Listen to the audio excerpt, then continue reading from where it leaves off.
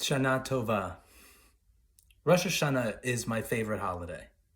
And while I love the sound of the shofar, the taste of the apples and the honey, and the Sephardic tradition of a Rosh Hashanah Seder, I actually love Rosh Hashanah for a more unique and personal reason.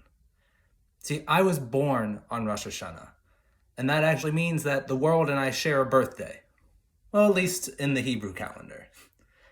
And I bring this up not to equate my birthday as being as significant as the birthday of the world, but because it has allowed me an interesting perspective on life. Sharing a birthday with the world has allowed me to appreciate just how amazing life and really every aspect of the world truly is. For me, this was really highlighted on one birthday about 4 years ago. April and I were in the car and she was driving me to my birthday surprise. And I kept wondering, where will we end up? I had no idea where we were going, and then we got off the highway and arrived at a small airport. No, she didn't. No, she didn't. Did she? She did. She bought me a skydiving experience. And while I was on the plane and we were making our climb to 10,000 feet, I must admit that I was muttering the Shema and some lines from Psalm 23 to just calm me down and give me strength. After my mini prayer session, I look up and I see the Pacific Ocean, which looks so massive while we're so high up in the air. And then I look to my left and I see the mountain ranges of California in all their glory. And then I notice the beautiful fluffy clouds that paint the gorgeous blue backdrop that is the sky. In looking at those beautiful sights of nature, I'm no longer uttering prayers of comfort or strength, but rather I'm reciting a blessing. Baruch atah Adonai Eloheinu melech haolam shekachalo ba'olamo, which means, blessed are you, our God, King of the universe, who has such beautiful things in his universe. I then proceed to get onto the wing of the plane and then jump out of the airplane and take in the majesty of Hashem's world as I free fall and ultimately parachute down to the ground. Once on the ground, I realize I just had a religious and spiritual experience while skydiving that day. In that day, I was so focused on my own fear and anxiety that I was blinded by it. And while I might have been looking at my surroundings, I did not truly examine them or take them in. Sometimes it takes going on a sort of journey or trip to really acknowledge just how amazing this world is. This world that was created on this day of Rosh Hashanah. I am sure you have shared an experience like mine. Perhaps it was when you saw the Grand Canyon for the first time, or perhaps it was on a trip to Niagara Falls. Maybe it was while flying over the Rocky or Appalachian Mountains, or maybe standing at the base of a tree in Redwood National Forest. It is so easy to be blind to the beauty and awe-inspiring aspects of the world in which we walk. We have distractions from work, from family, or just the daily grind, and now the massive distraction of COVID-19. However, we as our people are told by our tradition that we are supposed to look for the blessings and wonders in our daily lives. And this concept is derived from Deuteronomy 10:12, where it states, V'ata Yisrael, Ma Adonai Elohecha Shoel mi'imach.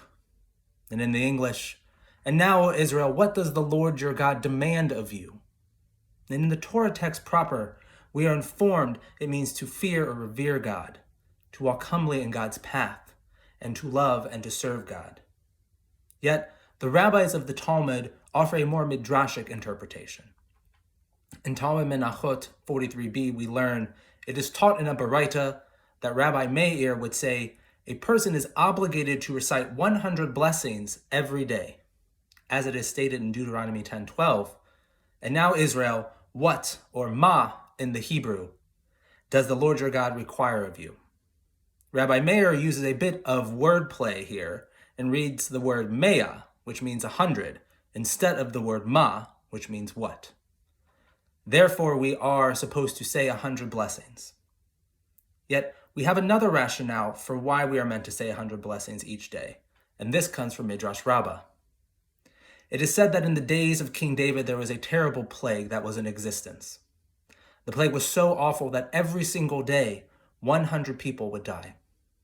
The sages and King David came to realize that there was a spiritual component to this terrible plague, and they therefore decided to enact a measure-for-measure counter to the suffering and instituted that people should practice saying 100 blessings a day. And once this decree was implemented, the plague ceased. Regardless of whichever rationale speaks to you more, the message is the same. It is, as the old saying goes, count your blessings.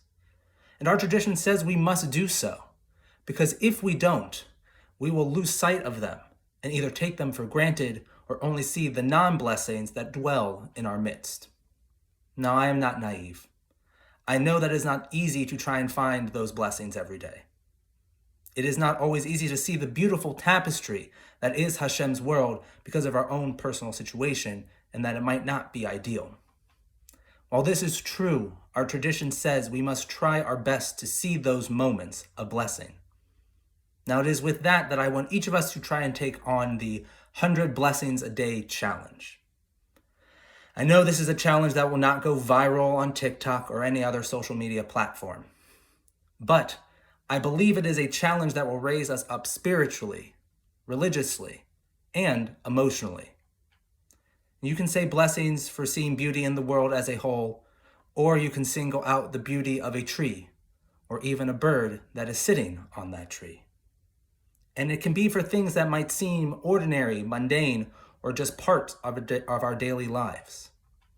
When was the last time you got in your car, drove to Sprouts or Target, and then prior to getting out of your car you said, "I feel blessed that I arrived here safely," or "I feel blessed that I have a car"? Those may not seem like formal blessings found in our liturgy, but the exact wording of your blessing is actually less important. It is the intentionality and realization that you are experiencing these blessings that is the core of what our tradition asks of us.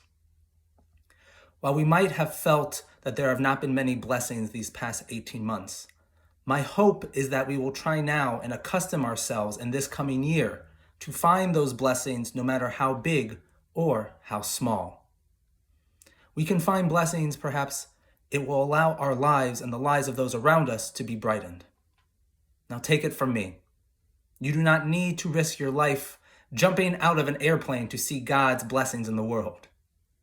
Rather, it is my belief that if we go into this year with our eyes and ears being keenly aware of this magnificent world, then we will find blessings each and every single day. Shana Tova, and may we all be safe and healthy in this coming year.